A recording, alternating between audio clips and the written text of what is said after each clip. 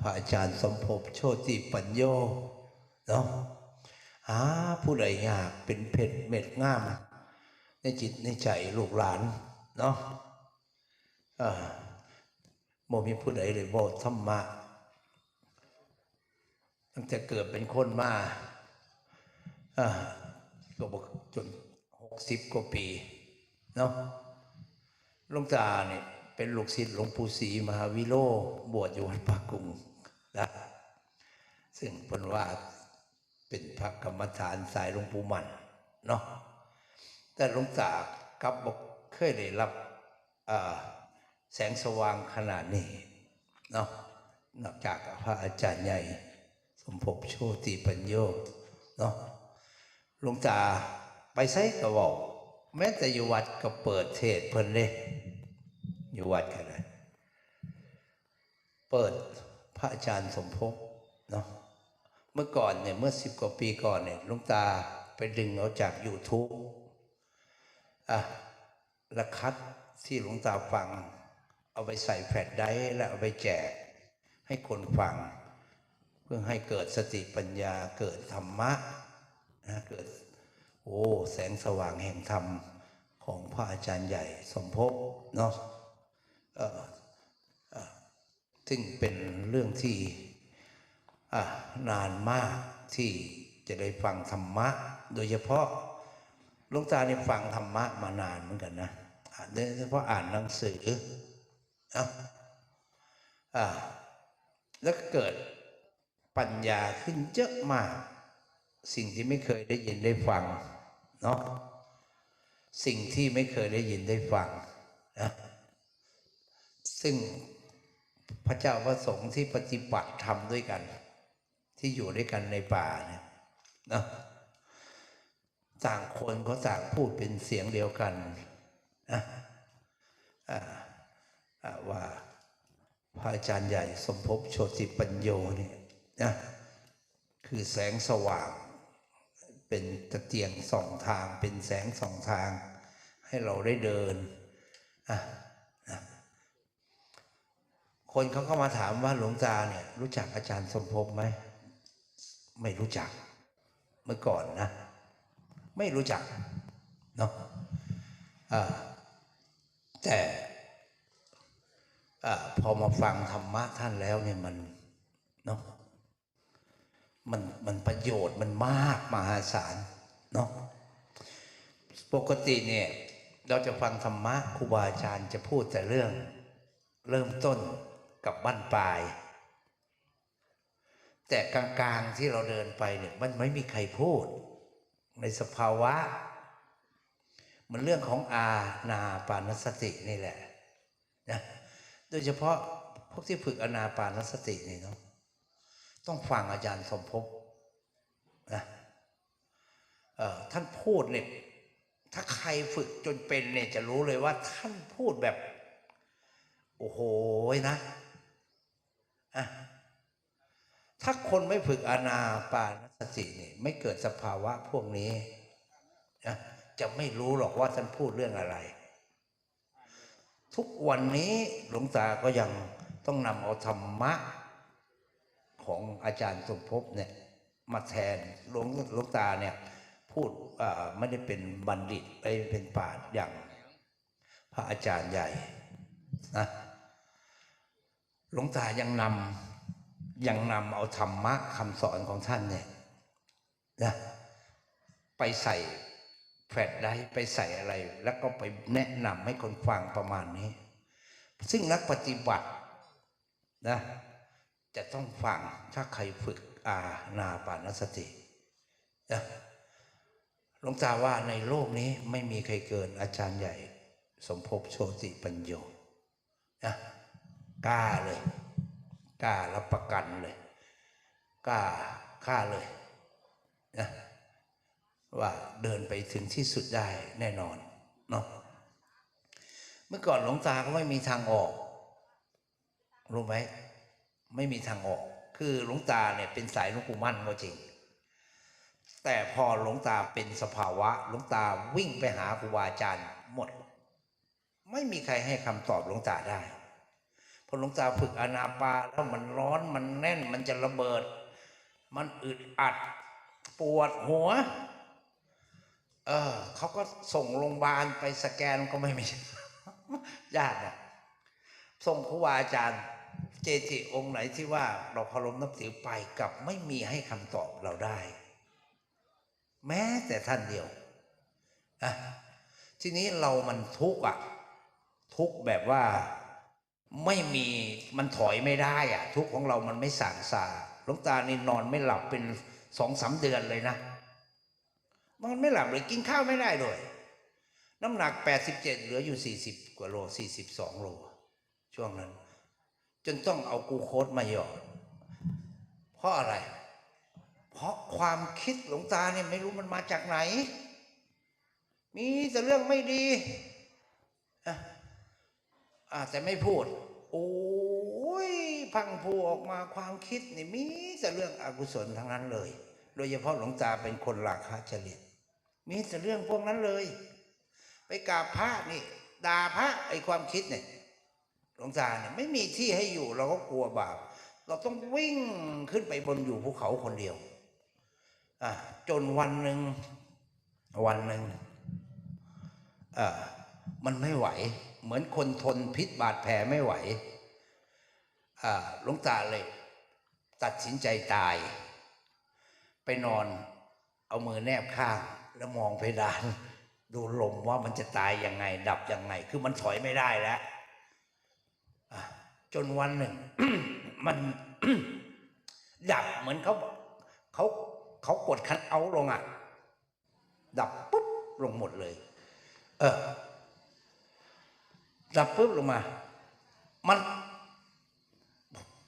แล้วก็เขาก็ว่าเราตาย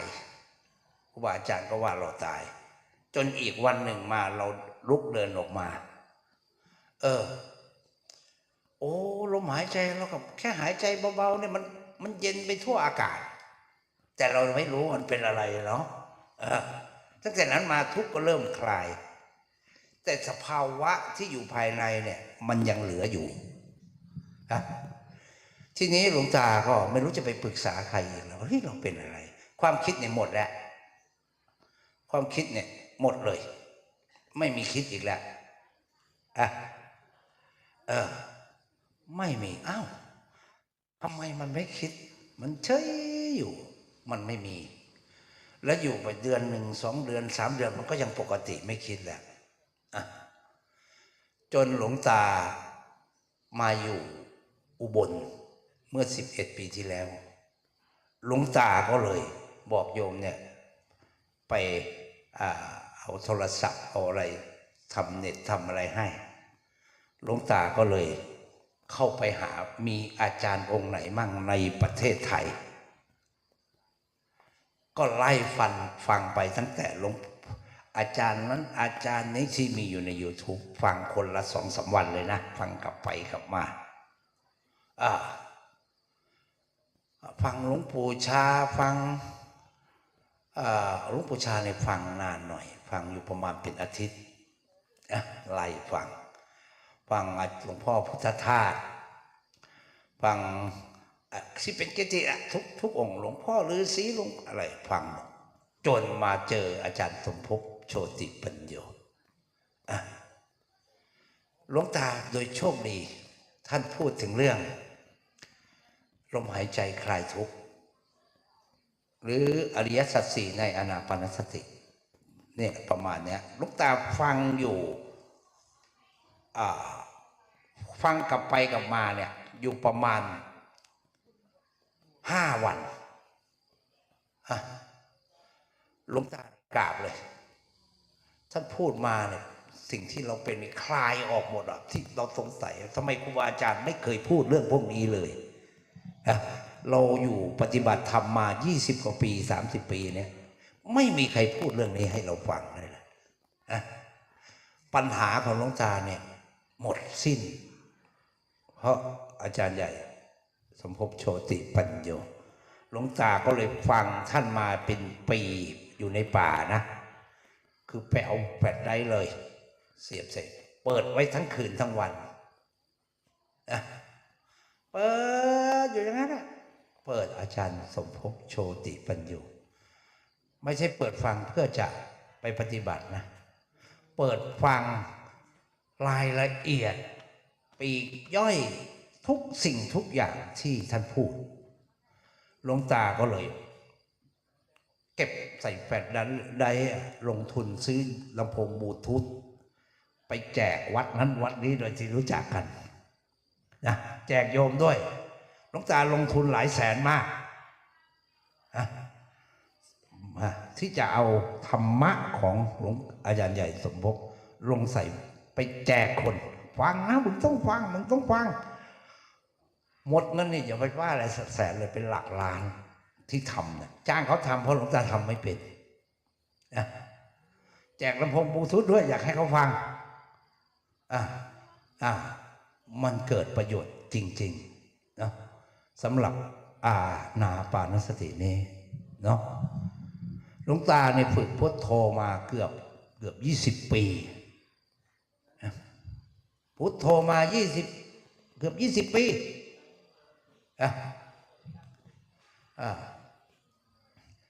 หลวงตามาฝึกอานาปานสติแค่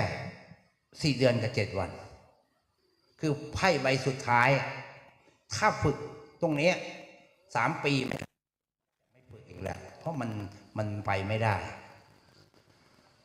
ตอนนั้นหลวงตาอยู่บนเขาคนเดียวสมัยก่อนฝึกอานาปานสติเนี่ยถึงเป็นยอดแห่งกรรมฐานจริงๆเนาะถ้างั้นก็คงไม่มีพระสิ้นคิดเกิดขึ้นเนาะจริงๆพระสิ้นคิดเนี่ยเกิดขึ้นก่อนหลวงตาจะมารู้จักธรรมะอาจารย์สมภพแต่เอาไปย้อนฟังว่ามันจะมีคนไหนเป็นเหมือนกูมั่งเปล่าแล้วบาลเนี่ยนะเพราะฉะนั้นธรรมะที่อยู่ในYouTube ของพระอาจารย์ใหญ่สมภพโชติปัญโยเหมือนกับสร้างวัดป่าบ่อน้ำพระอินทร์ขึ้นมาเลยนะบางพวกไม่ชิดเจนเนี่ยตอนเป็นโยมเขาไปหาใหม่ๆหลวงตาก็จะให้แจกพวกนี้เราฟังไม่ได้ฟังหลวงตานะฟังอาจารย์สมภพอย่างเดียวเลยล้วนๆเลยนะพระเจ้าประสงค์ที่อยู่วัดป่าบ่อน้ำพระอินทร์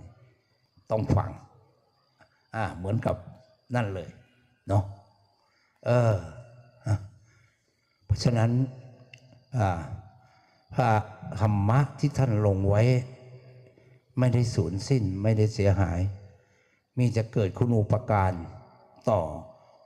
โลกต่อคนนักปฏิบัติเขาว่าหลวงตาเป็นพระนอกคอก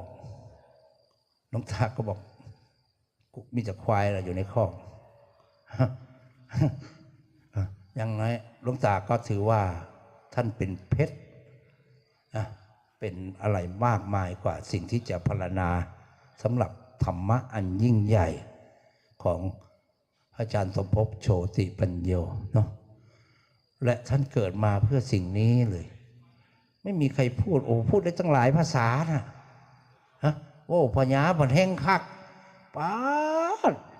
คนจังไรมากระดอกกระเดียแท้มีพระองค์หนึ่งอยู่ในป่าแล้วกันขั้นตายแรกพระอาจารย์สมภพได้เราสิยอมตายเพื่ออยากให้อาจารย์สมภพเนี่ยกลับมา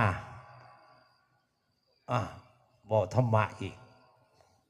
กล้าเลยพระองค์นั้นก็ยังอยู่ในป่าอยู่แต่เนี่ยแต่สมัย10 กว่าปีที่อยู่น้ำกันขนาดนั้นเลยเพราะว่าเห็นประโยชน์ธรรมะที่เพิ่นเว้าไว้ที่บันทึกไว้ในYouTube ในเทปคัสเซ็ตสมัยก่อนหลวงตาว่าธรรมะในประเทศเราเนี่ย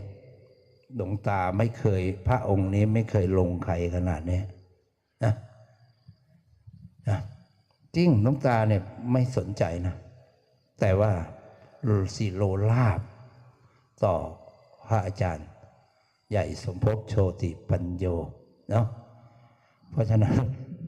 สิ่งไหนที่หลวงตาได้รับใช้เนาะหลวงตาก็ขอเป็นขี้พึ่งขี้เทียนเนาะของพระอาจารย์ใหญ่สมภพโชติปัญโยเนาะ และลูกศิษย์หลวงตาทุกคนอยู่ในวัดป่าบ่อน้ำพระอินทร์นะโทษทูลบูชาธรรมะพระอาจารย์สมภพไม่มีเสื่อมคลายไม่มีข้อแม้เนาะนะทุกคนทั้งพระทั้งชีไม่ชี300-400อยู่นั่นนะฟังอาจารย์สมภพพระก็ไม่เยอะหรอกอยู่นั้นนะ270 กว่ามั้งพระอยู่วัดเนาะและฆราวาสทุกคนต้องยกให้อาจารย์สมภพโชติปัญโยนะเป็นพระเอกในหัวใจเนาะของวัดป่าบ่อน้ำพระอินทร์หรือลูกหลานได้หลายท่านในโลกนี้ในประเทศนี้เนาะหลวงตาไม่พูดธรรมะหรอกไปฟังอาจารย์สมภพก็จบแล้วเนาะหลวงตาไม่พูดนะพูดธรรมะไม่เป็นถ้าเว้านะเป็นอยู่ให้ก็เป็นถ้าเว้าธรรมะโอ้ยก็มดอยู่นี่แหละเนาะมดอยู่นำเพิ่นพ่อแม่ครูบาอาจารย์มดอยู่นี่มดอยู่นี่มดอยู่กับอาจารย์สมภพหมดเลยเนาะโอ้ว่าปานเนี่ยกูสิได้จัก10,000เนาะค่ะใส่ซองว่าได้อีเนี่ยอีหยังก่อนนี้กูจืนบ่เลยมึงซื้อว่าจังไดก่อนแม่บอกอีนี่มาใหม่สินะอีโนดอีนุดวานอีนุนวรนุดทุกนี้อยู่กรุงเทพสิเฮ้ย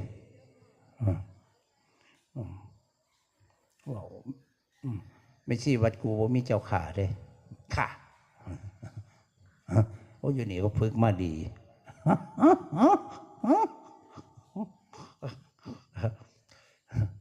บ่งอนงามเลยล่ะหลวงตาเนาะมาเนี่ยจังว่าบ่ใครอยากเข้าหาครูบาอาจารย์ก็ดอกนะเพราะว่ามันจะให้เสียเพิ่นนะเว้ากับบ่ม่วน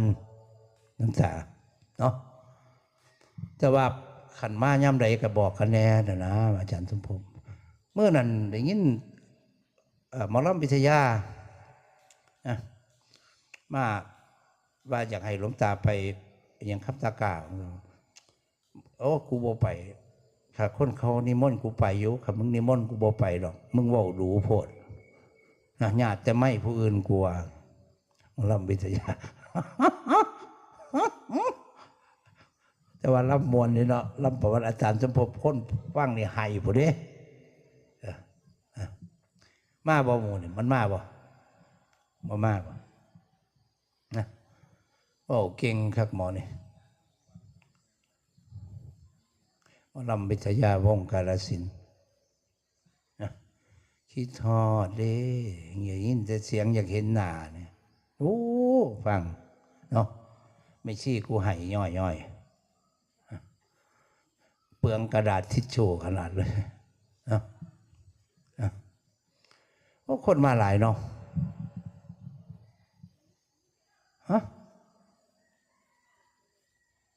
เนี่ยแล้วได้ยินว่ากลับไปส่วนหนึ่งบอกว่ากูจะไม่มาอย่างเงี้ยทำไมกูจะไม่มา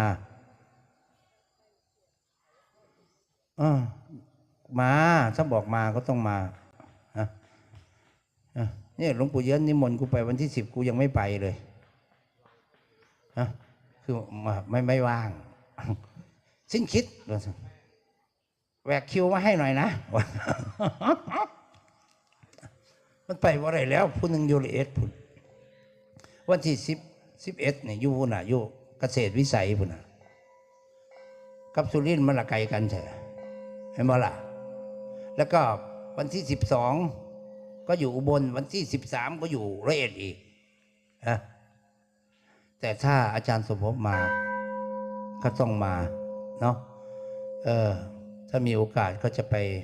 พาวันไหนนะวันวิสาขะบอกว่าวิสาขะเนี่ยเดือน6เลยเนาะเดือน6 11 พฤษภาเนาะโอ้คนจะบ่หลายโพดบอก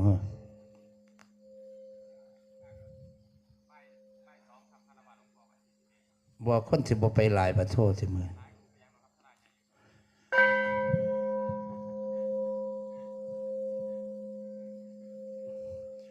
กูสิมาลักเอาหนีซะเนาะ อยู่วัดเนี่ยเอาหนีหมดเด้ห้องละครั้งเอาไปเบิดใส่รถไปผู้ใดอยากได้เอาไปเด้อว่าซั่นย่านหมาหอนบ่มีหยังละเคาะที่ใด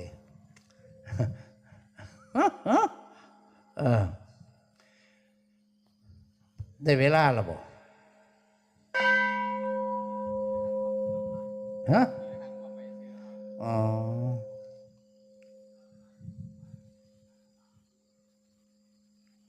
ทีละครั้งร่วมมาสั่น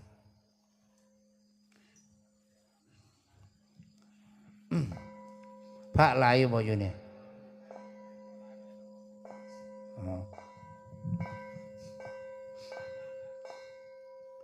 อันซ่อนจะจนใหม่ตอนนี้เนี่ยอยู่ในเบ้อคักเนาะอยู่วัดเฮาเรามีแต่หินมึงเคยไปวัดกูบ่เคยเลยมันต้องมีครั้งแรกเสมอเลยทุกอย่างเรามีครั้งแรกเนาะมื่อนี้ลอยมาไม่ชี้เจนเนาะแล้วกับพวกมาจากบรรทับบางข่าสาเซิงเช่ามาชวนมานำมาชวนออกมานำมานำมากราบอาจารย์สมภพบ้านทำบางค้าเห็นบอกเนี่ยเขามีเสือว่ามาหลายหรอมาจากมาเพราะ20อยู่บ่เกินอยู่สัตว์มาละพากับเดนิเมซี่อยู่หันเกือบ400แล้วเด้ที่เมซี่บวชนี่มี2ประการเป็นอย่างเมซี่จังหลาย1เจ้าอาวาสหน้าตาดี2ผัวมันเอาไปปล่อยวัด มีเหตุการณ์2อย่าง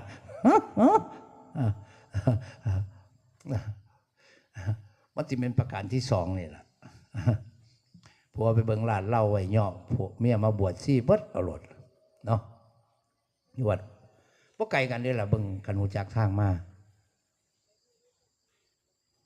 กูกระบงหูจักคือกันเขาพามา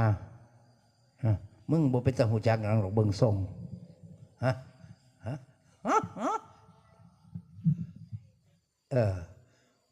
ดีนะมันมีที่จอดรถเนาะก็ขยายถนนหน่อยก็ได้นะนี่มาอย่างเงี้ยทำดีแล้วเนี่ยกูมางวดก่อนอยู่กูศูนย์ว่าสันอีหลีเฮ็ดคอยอยู่คือยังพี่ใจแหกเนี่ยมันผสมกับพระอาจารย์สมภพอีหลีเฮ้าหาหม่องตีสิหรอกมันผสมกับเพิ่นเนาะเฮ็ดให้มันสมครูบาอาจารย์เนาะสมเพิ่นเนาะสมกับอีหยังเพิ่นธรรมของเพิ่นเนาะ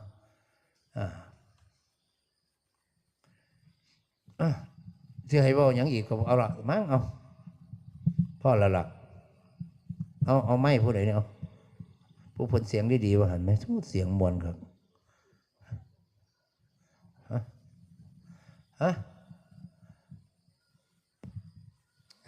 ขอโอกาสครับก็ญาติโยมที่เดินทางมาถึงแล้วที่จะตักบาตรก็ขอเรียนเชิญเจริญพรให้เดินเข้าไปข้างในเลยนะเพราะเราจะไปเริ่มต้นที่สถานที่ก่อสร้างสะพานที่ได้ร่วมกันทอดพระป่าถวายหลวงพ่อขอให้ทุกคนเดินตรงเข้าไปเลยเดินเข้าไป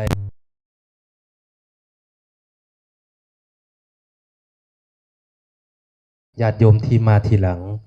ก็ขอเรียนเชิญเจริญพรนะเข้ามาได้เลยภาชนะที่ใส่ก็ให้ไปเอาที่โรงครัวได้เพราะทางเจ้าหน้าที่ก็จะเตรียมไว้ให้แล้วใครที่ไม่มีภาชนะใส่ก็สามารถหยิบยืมไปได้เอาไปใส่แล้วก็เวลาใช้เสร็จก็ อ่าขอความกรุณาให้นำกลับไปไว้ที่เดิมอ่าอ่าอ้าวรีบนะโยมเพราะตอนนี้หลวงพ่อใหญ่สมภพท่านได้ลงจากสถานลานธรรมแล้วจะออกไปรับบิณฑบาตวันนี้ก็ได้ความเมตตากรุณาจากท่านพระอาจารย์สินทรัพย์วัดป่อน้ำพระอินทร์ทรงมารับบิณฑบาตที่วัดไตรสิกขาโชติปัญญารามก็ขอเรียนเชิญอาราธนาครับนิมนต์ให้พระภิกษุเตรียมออกรับบิณฑบาตเรียงแถวได้เลยครับนิมนต์ครับตอนนี้หลวงพ่อใหญ่ออกไปแล้วออกจากลานธรรมญาติโยมที่เข้าไปแล้วก็ขอความร่วมมือให้นั่งด้วยความเป็นระเบียบเรียบร้อยเพราะวันนี้เราจะออกทางโซเชียลภาพที่ออกมาจะได้ดูสวยงามมีความเป็นระเบียบเรียบร้อยภาชนะที่นำไปใส่สิ่งของที่จะใส่บาตรขอความร่วมมือให้วางไว้ข้างไม่ข้างซ้ายก็ข้างขวาข้างตัวเองเพราะว่าเวลาพระอุปถากที่เขาเดินข้างหลวงพ่อใหญ่จะได้ไม่เดินไปเตะเอา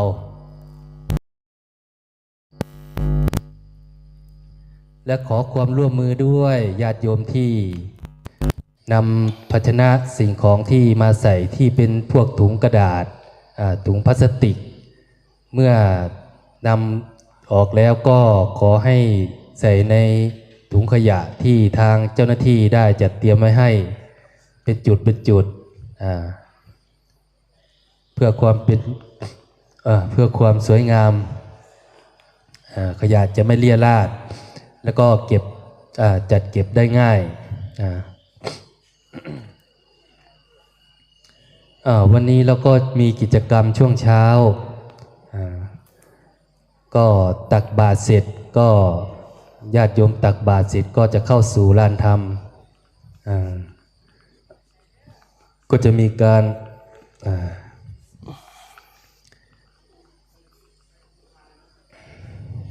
ไหว้พระสมทานศีลแล้วก็มีการฟังธรรมอนุโมทนาคาถาซึ่งวันนี้ก็เป็นวันสุดท้ายวันที่8ที่เราจัดงานมาก็3 คืน 4 วันก็เริ่มตั้งแต่วันที่5 6 7 8แต่หลวงพ่อใหญ่สมภพท่านเดินทางมาก่อนวันที่4พักอยู่1 คืนซึ่งหลวงพ่อท่านก็ได้มีความเมตตากรุณามาให้ลูกศิษย์ลูกหาที่อยู่ทางอุบลแล้วก็ญาติโยมที่อยู่อุบลได้สงน้ำก่อนเพื่อนถ้าคนใดที่ได้มาวันที่7ก็ได้สงน้ำหลวงพ่อวันที่7ก็มีญาติโยมมาเยอะมาจากทั่วทุกสารทิศมาจากต่างจังหวัดบ้างเขตอำเภอรอบๆข้างก็ถือว่าได้บุญเนาะได้สงน้ำหลวงพ่อสำหรับญาติโยมคนไหนที่มาไม่ทันทางวัดไตรสิกขาทรามมละตารามจังหวัดสกลนครก็มีการจัดสงน้ำหลวงพ่อซึ่งพระอาจารย์ยุทธนาท่านก็ได้บอกไว้ว่าวันที่19จะได้สงน้ำเจ้าหน้าที่ที่ทำการถ่ายบาตรให้ครูบาอาจารย์ก็ตอนนี้ขอเรียนเชิญนะให้เตรียมสิ่งของที่จะถ่ายเทบาตรพวกหม้อพวกภาชนะแล้วก็รถเข็นให้ไปที่จุดเริ่มต้นที่ก่อสร้างสะพานก็ขอให้นำสิ่งของที่จะถ่ายเทบาตรให้พ่อแม่ครูบาอาจารย์ให้เตรียมไปด้วย เตรียมไปให้พร้อมเพราะวันนี้ญาติโยมมาเยอะสิ่งของที่ใส่มันจะล้น แจ้งมากกับแซดหาเพิ่นต้องตา ชมมันอุ่น ครับเพิ่นต้องพอต้องตามันจะเปียกแทน ร่วมทำบุญใส่บาตร100 บาท ก็ถือว่าได้ไทยวัดเรื่องพื้นทุกอย่างอยู่ว่าก็ทำกระทบตลอด ออนไลน์เข้ามาพอผู้ที่เข้ามาร่วมโมทนาบุญเช่นเดียวกันนะครับ พอดีเห็นสะพานไปตรงทางให้ก็พอเพิ่นเลยไปเบิ่ง เอาว่าพี่ ก็ได้เฮ็ด ว่าใช่ว่านี่ งานหนักอ่ะได้ตามไปฟังคุณนะครับผมพอดีสิริบบสวยมาเพิ่นปลูกหลายๆมันทำหน่อย30 ไร่เลยครับตอนนี้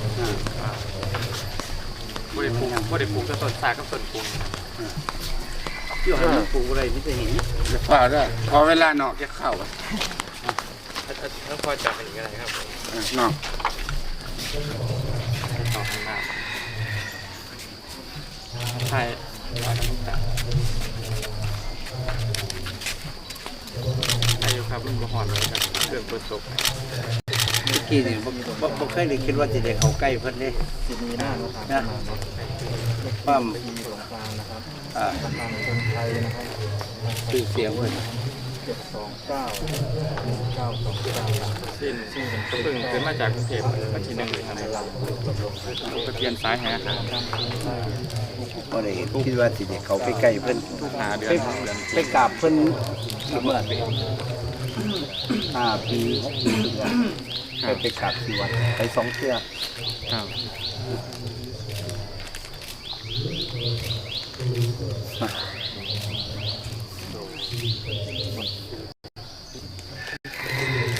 แต่ว่าโพดแล้วธรรมะเพิ่นจะมันเป็นเอกครับนะ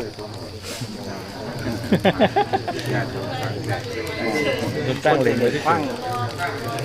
ยังไม่ลงมือจริง เพราะว่าอาศัยน้ำตาเพื่อที่อยากให้เขาเด็กเขาแต่ที่ทำมาของคนนะ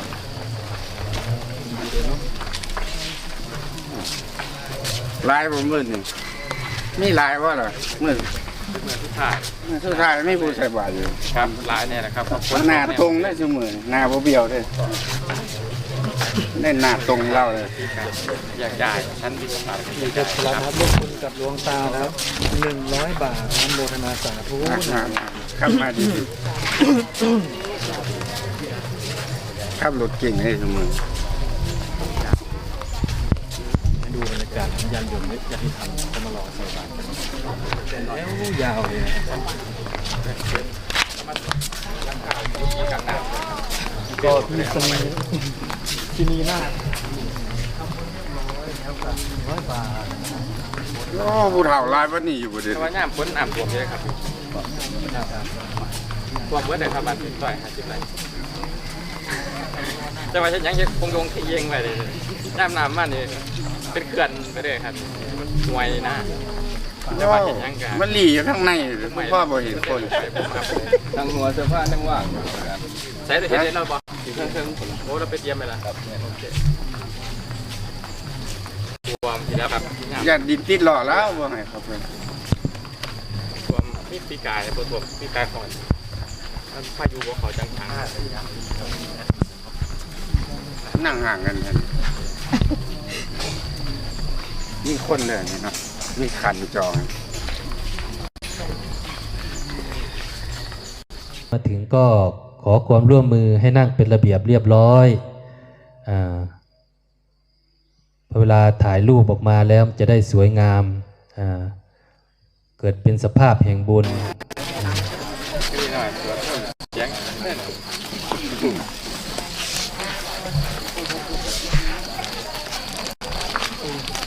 มันโคตรมันโค้งบอกไกลไกลเลยเนาะแน่นอน ไกลอยู่บ่ ข้างโค้งข้างโค้ง เดี๋ยวขึ้นมาตัว แล้ว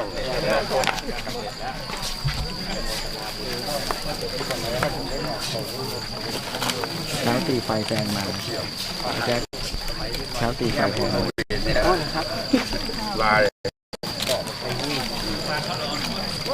ข้าวปลูกยามบุญพง ได้ล่ะหวายเรียกว่าเห็นแจ็คเครื่อง พูดแล้ว แม่คุณอ่ะคือหมอลึกกันแล้ว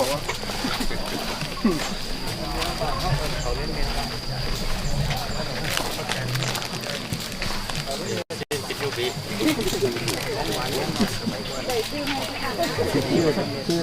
อาจจากพระโอเว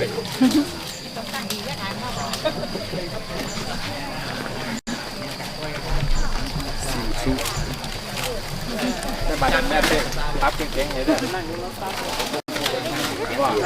บอกไม่เหล็กเหลว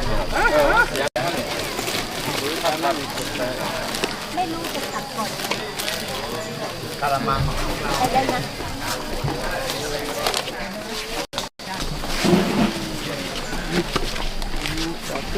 เอลเลย แจนี่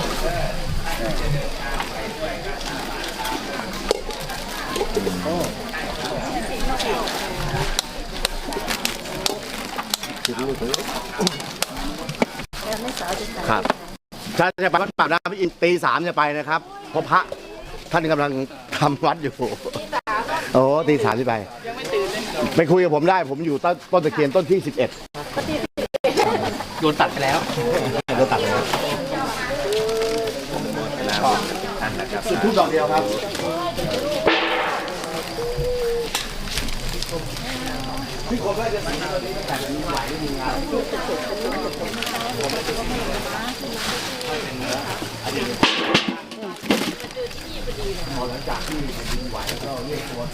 ใส่ร้านละ สาธุบาทสุดท้าย สุดท้ายป่ะเจ้าไม่ได้เมียงามตัวมันเล็กเมียงามเลย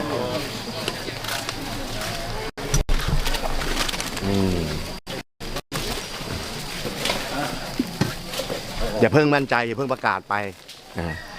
ทุกสิ่งทุกอย่างอะไรมันก็เกิดขึ้นได้หมด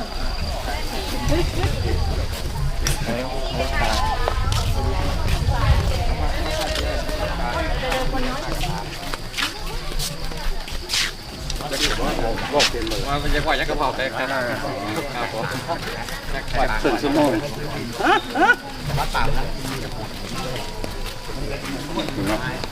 กินที่มันแมนตัวหนึ่งมา หัวเจ้าบ่อตีบ่อมีวัด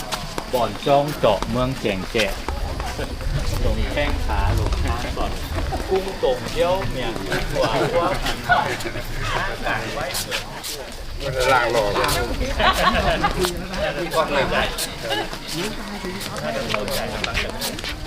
การนี้นะถ้าใครจะเดินทางกลับบ้านนะ มันล่างหล่อ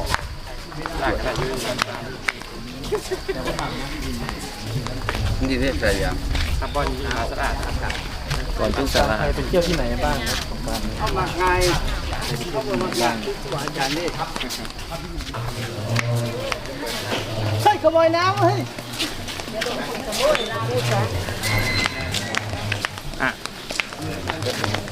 น่ะล่างหล่อกัน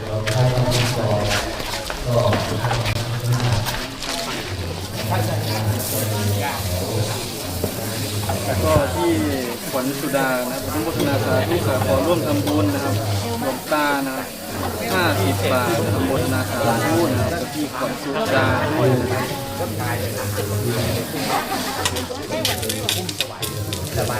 นุ่มลายแน่น ก็มีมิชิเจอข้างนั้นมีอยู่ที่ใหม่นะครับที่ใหม่ที่คดี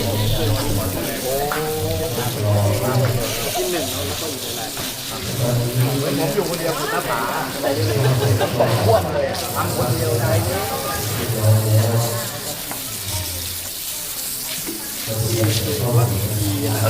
ร่วมบวชพระ7 รูปในวัน9 เมษาย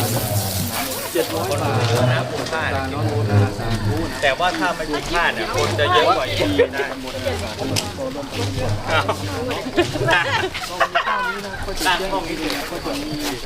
ให้บทพระนะครับก็จะได้นำหน้าบทจากพระสัมมาสัมพุทธเจ้า อุ้ยคนไหนหน้าตรงได้เสมอหน้าบ่เบี้ยวผักนั่นเอง สำหรับญาติโยมคนไหนที่ตักบาตรเสร็จแล้วที่นำปัจจัยไปก็นำไปแจกเก็บไว้ที่เดิมเสร็จแล้วก็ขอบังยมงานด่วนทาง เพื่อไม่ โม ให้ ได้กิ เป็น น บั กาก ร ง่ายเด้นี่เนาะ ครับ เพื่อไม่ให้เป็นการเสียเวลาก็จะขออาราธนานิมนต์ท่าน ดวงตาสินทรัพย์จารณธรรมโม แห่งวัดป่าบ่อน้ำพระอินทร์อำเภอสิรินธรจังหวัดอุบลราชธานี เมตตาเป็นองค์กล่าวสัมโมทนียกถาภาคภาษาไทย เพื่อ นอกราบอาราธนานิมนต์ครับหลวงตาครับ สาธุเนาะว่าที่เว่าเสียงในฟิล์มโมเมนต์ตัวนี้เอาบอกภาษาไทยว่าสันที่ว่าไปอยู่ไทยมาจำนวนมาก เนาะว่ามันที่พ่อบอกใครเลยพ่อนาอิมานี่ก็รอเลยนะอิมานิหลดเนาะที่จริงพิธีกรรม วัฒนธรรมประเพณีหลวงตาเคยพูดเนาะก่อนที่เว้าเรื่องมุนีก็ขอกราบโอกาสพ่อแม่ครูบาอาจารย์พระอาจารย์ใหญ่ชมภพโชติปัญโยและก็พ่อแม่ครูบาอาจารย์คณะแม่ชีแล้วก็เพื่อนๆผู้ใฝ่ธรรมใฝ่ทานทั้งหลายเนาะนี่แหละเขาว่าโดนจังมาพ่อเพิ่นเทื่อหนึ่งเนาะพระอาจารย์ใหญ่สมภพเนาะที่จริงหลวงตาเคยฝันเห็นเพิ่นอยู่ดินะเคยฝันเห็นเพิ่นอยู่เนาะอาจารย์สมภพนะซึ่งเป็นครูบาอาจารย์อีกองค์หนึ่งสำคัญองค์หนึ่งเนาะที่พวกเขาได้มาทำการสักการะทำการท่านได้ทำบุญกับเพิ่นเนาะถือว่าเป็นโอกาสอันยิ่งใหญ่ถือว่าเป็นมหากุศลก็แล้วกันเนาะเบิ่งหัวใจเจ้าของเนาะมันเป็นเปรตเป็นผีก็เป็นตอนบ่ทันตายนี่ล่ะเพิ่นว่าเป็นพระพุทธเจ้าเพิ่นก็เป็นตอนมีชีวิตอยู่นี่ล่ะเป็นพระอรหันต์ก็คือกันบ่ได้ตายแล้วจังไปเป็นเด้เป็นหมูเป็นหมาก็เป็นตอนบ่ทันตายนี่แหละไม่ใหญ่นะเมื่อกี้เนี่ยก็พูดเรื่องสีเลนะสุขติยันติเห็นบ่สีเลนะโพกสัมปทาสีเลนะนิพพุติยันติเนาะเพิ่นว่าศีลนี่แหละเฮ็ดให้คนเต็มคนแล้วเนี่ยมันเป็นคนเต็มหรือยังล่ะเบิ่งหัวใจของเด้อ เป็นคนเต็มหรือยังเนาะมาเป็นบวชเป็นพระน่ะเป็นสมมุติสงฆ์เป็นพระเต็มหรือยังบุเนี่ยเนาะศีลเนี่ยหลวงตาว่าแปลว่าข้อห้าม หมายถึงข้อห้าม5ข้อศีล5ก็ได้เนาะบ่หาจะให้กันหรอกมันบ่เฮ็ดซั่วมันก็ดีเท่านั้นล่ะนะท่องแล้วก็คือเก่าหลักก็จะไปตีหัวคนอยู่แม่นบ่ล่ะเพราะฉะนั้นเจตนาคือกรรมเนาะแม่นที่ว่ามวลปานใดก็ใจมันบ่ดีก็เพราะปานนั้นล่ะแม่นบ่จิตใจนี่สำคัญเนาะใจเฮาเนี่ยมันโกหกหลอกลวงย้อนหยังย้อนมันบ่มีศีลบ่เข้าถึงใจมันมีศีลแต่ปากงามปานใดก็อย่ารอปานใดก็อย่าถ้าใจมันบ่ดีใจมันบ่มีศีลสีเลนะสุขติยันติมันสิบ่มีความสุขเลยศีลนี่แหละเฮ็ดให้คนมีความสุขให้สุขสงบระงับคนมีศีลหลวงตาเคยพูดคนโกหกจะไม่ทำชั่วเป็นไม่มีเขาโกงเราได้แต่เราอย่าโกงคนอื่นสิ่งไหนที่ตัวเองไม่ชอบอย่าไปทำกับคนอื่นเนาะเพ ราะฉะนั้นเขาก็เขาก็บ่ต่างกันนะคันว่าเขาบ่ดีว่าสันก็จะไปเถียงกับเขาอันเถียงกับเขาก็ซ้ำกันนั่นแหละเหมือนกันนะมันไม่ได้ดีชั่วอยู่ที่คำพูดมันไม่ได้ดีชั่วอยู่ที่คนอื่นพูดมันดีชั่วอยู่ที่พฤติกรรมหรือพัฒนากรรมของเราเองนะภาวนาแปลว่าพัฒนาใจของพัฒนาโดยนำเอาศีลเข้าให้ถึงใจ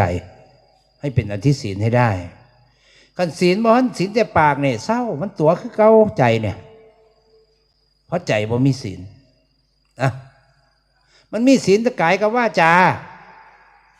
ส่วนข้างในนี่คิดไปละสร้างคนก็เป็นหักคนก็เป็น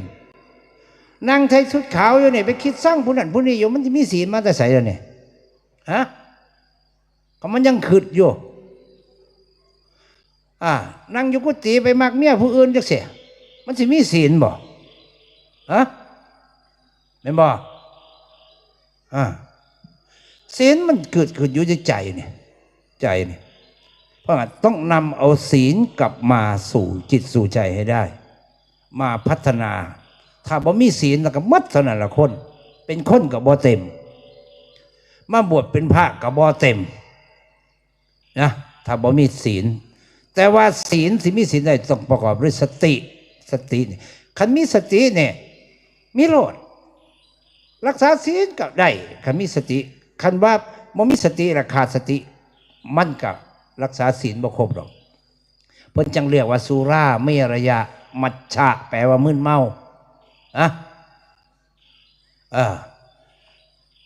ศีล5 ข้อเนี่ยข้อสำคัญกับสุรานี่แหละคัน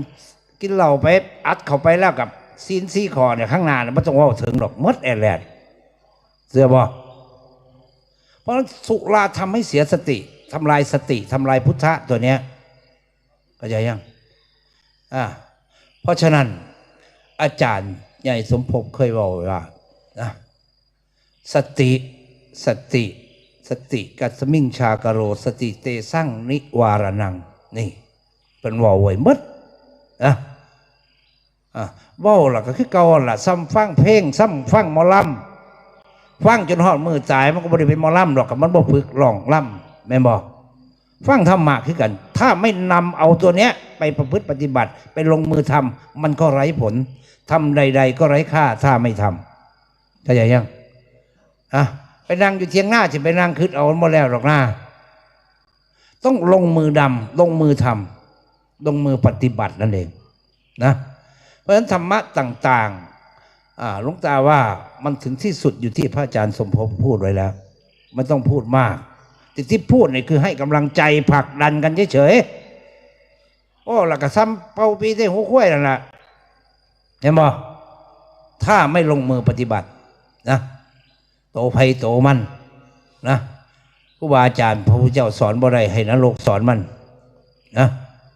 นี่ดีแล้วนะ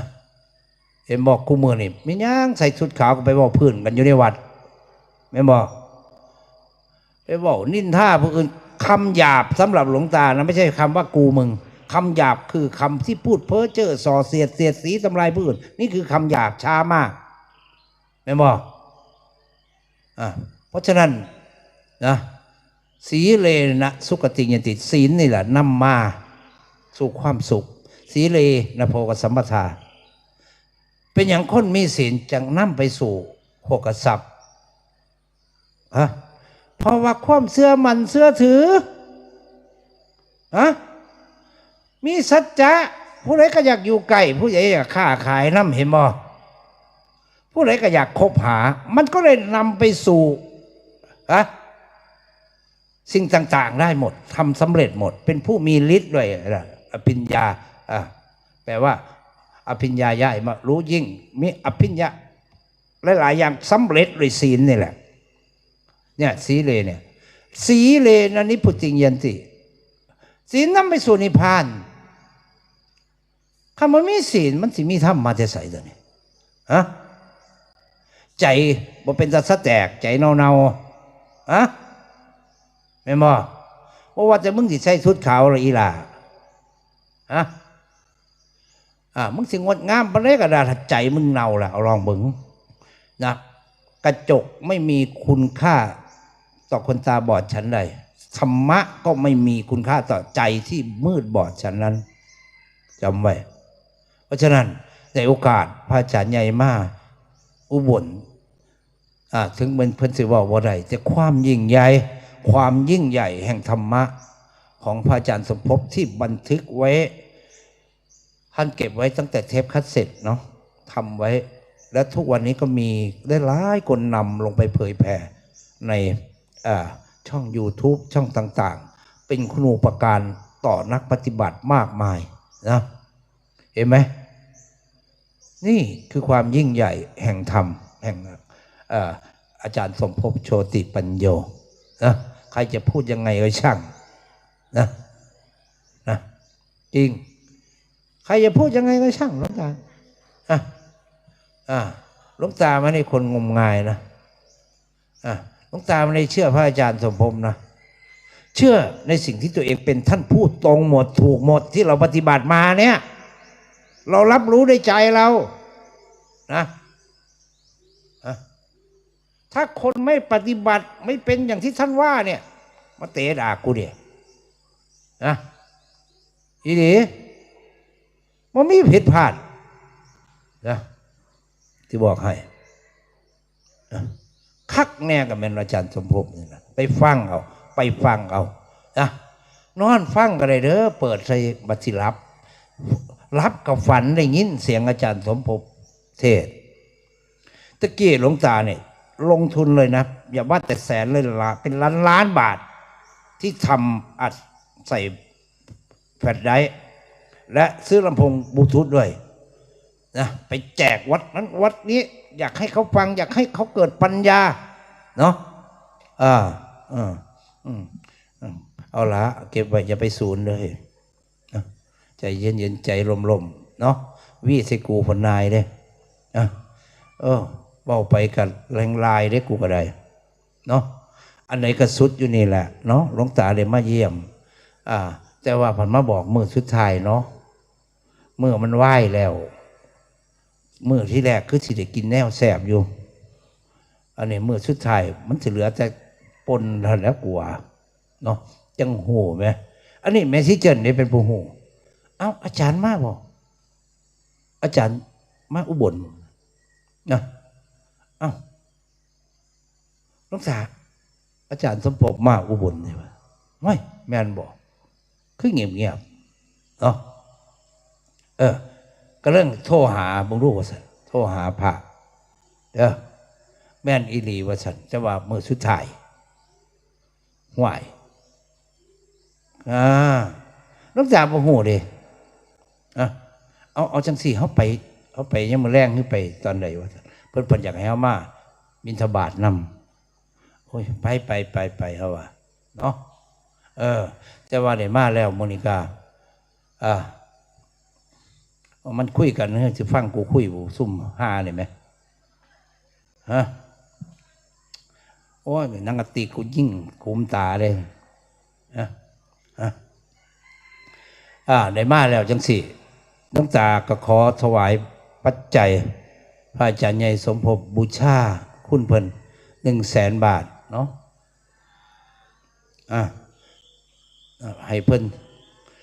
จะเฝ้าสาธุอะไรกูบอกก็ได้โอ้ยอีนี่ก็ได้ว่าให้เพิ่นใส่ตามอัธยาศัยเนาะถวายเพิ่นหล่น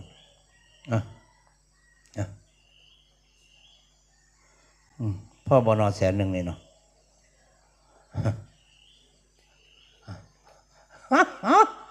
เอามาอีกมาเอามาโอ้ยกระจอกคักไรสู้กันเลยมาเอาผ้ามานุ่นแปลวอีกก็ไม่สวายเพิ่นเดียวเอาไปให้ไม่ที่เจ็ดยังเอามาร่วมมาหลายๆนะกูเป็นต้นให้ปันอีก100,000ไงมันได้อีก100,000เด้อมิจะสาธุเหรอมึงเดี๋ยวพ่อสาธุเลยบอลแล้วก็เลยไป ก็ยังหลวงตามหาบอกกูจะตีปากก็ได้ว่าเราอะเพราะอย่างก็สาธุก่อนนะให้กูเว่าจบก่อนว่าซะนะเอาเร็วๆยกมือสายไฟ ยกมือสายไฟเนาะเอาได้ทำบุญน้ำพระอาจารย์เพิ่นเนาะถวายเพิ่นเพราะได้คายาทัดใจเพิ่นว่าหลวงตาได้ยินว่าสมัยก่อนเพิ่นไปเทศน์อันหาปลากระป๋องมาสู่หมูกิน เขาก็มักแต่ได้ไปบิณฑบาตพ่อปลากระป๋องในยิ้มด้วยเราตะกี้นะมันบ่ใครมีแนวกินหลวงตาสมัยก่อนอย่างพูนขึ้นผู้พันลงมาทางเตาง่อยมาอยู่หลวงกัน3 ปีมั้งอยู่แถวบ้านหมักนาวบ้านพังแดงเนาะสมัยก่อนจะฝึกจะพุทโธพุทโธอยู่หันล่ะเนาะไปบ่เป็นมีแต่พุทโธมาฝึกอานาปานสติเฮ็ดจังไดยังกลับล่ำหมู่เฮาก็ได้มาสัตว์เอาอยู่4 เดือนกว่าๆนะมิดอิมซิมบ่นี่มึงแล้ววะนี่นาปานสติเนาะไปเฮ็ดเอาแหละเอาเองนะผู้ใดอยากได้อย่างใดก็ได้เนาะอยากชั่วก็เฮ็ดเอาอยากดีก็เฮ็ดเอาตามสบายเนาะแต่ว่ามื้อนี้สิพาเฮ็ดบุญนี่ถวายปัจจัยพระอาจารย์สมภพโดนๆไหนมาเห็นเพิ่นเนาะเห็นเพิ่นทำบุญจังได๋ก็บ่อิ่มหรอกหลวงตาเนี่ย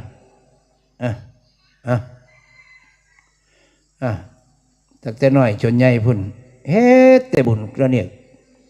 พระเวสสันดรบริจาคทรัพย์สมบัติบริจาคลูก2 คนเมียผู้หนึ่งหลวงตาเนี่ยบริจาคเมีย9 คนลูก6พระเวสสันดรนี่จิบไปเลยอีดีเลยท่านมันเบิดมาบวชมันนี่จากมันซุ่มมัน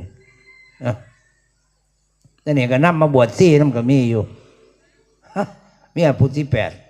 8กูหนีมาบวชแล้วมันยังนำมาอยู่ไม่ยิ่งเนี่ยผู้หญิงเนี่ยตอนน่าเป็นสาวเนี่ยน่ารักพอแต่งงานไปเมียเลยน่ากลัว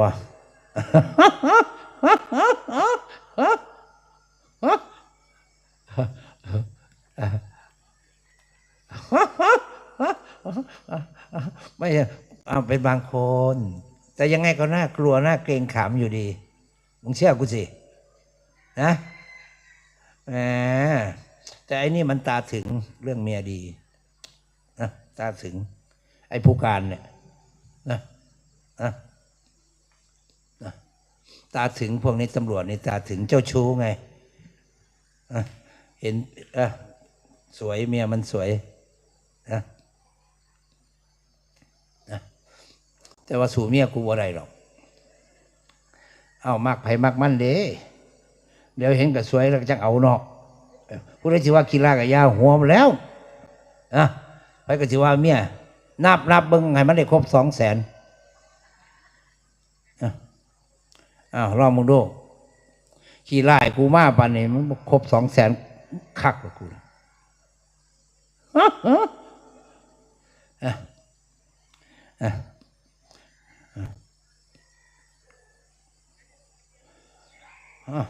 เอาแล้วไม่ต้องนับเอาเพิ่มอีก100,000ไหม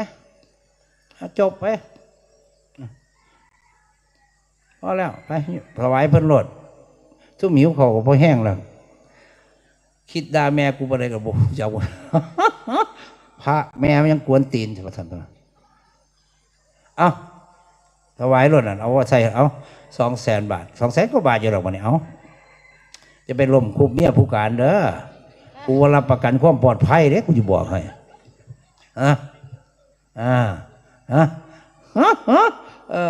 เอาถวายเลยถวายพระอาจารย์น้อมใจพนมมือเอาไว้นะเจ้าค่ะแล้วก็น้อมใจกับคุณแม่ชีเจิ้นกำลังจะถวายปัจจัยบูชาคุณบูชาธรรมในหลวงพ่อใหญ่สมภพโชติปัญโยสาธุสาธุสาธุอนุโมทามิข่าวางมือลงได้เอาล่ะเนาะกินข้าวซะบัดนี้เนาะกูก็หิวแห้งท้องจอกมันแล้วผู้หนึ่งยังกินอยู่บดคืนเนาะ อีหลีเดตีหนึ่งตีสองมันยังขับรถไปหากินโยมกูเมินปานบรรจมว่าถูกอีหลีตัวนะแปลกประหลาดคนสมัยนี่ตื่นขึ้นมาปุ๊บกินกาแฟแก้ง่วงวันสันหกกันนอนตื่นโอ้ยอย่าแม่มึงบ่ถือสโลกเขาเลยกลัวเนาะเอาพ่อแหละเนาะพ่อแหละเนาะว่าต้องถามใจไม่ซี่เจนคนเดียวเขาก็ได้นะขันเราพ่อกับพ่อเราว่าจังไรกับว่าน้ำโรดเนาะพ่อบอกอะไรได้ไม่ซี่อยู่วัดกูพ่อแน่ยังกินเริ่มเข้มโรด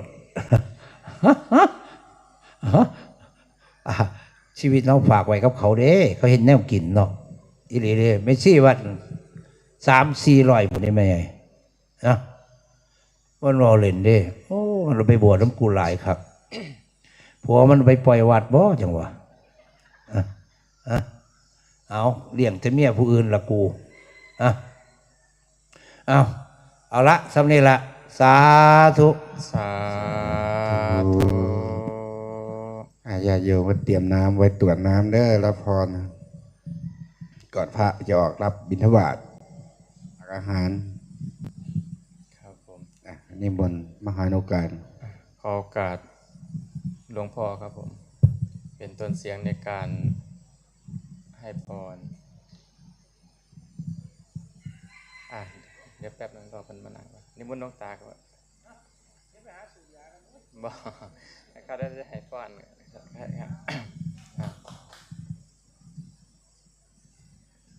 บใครมีน้ำก็กรวดน้ำเด้อกรวดใส่ต้นไม้เลยก็ได้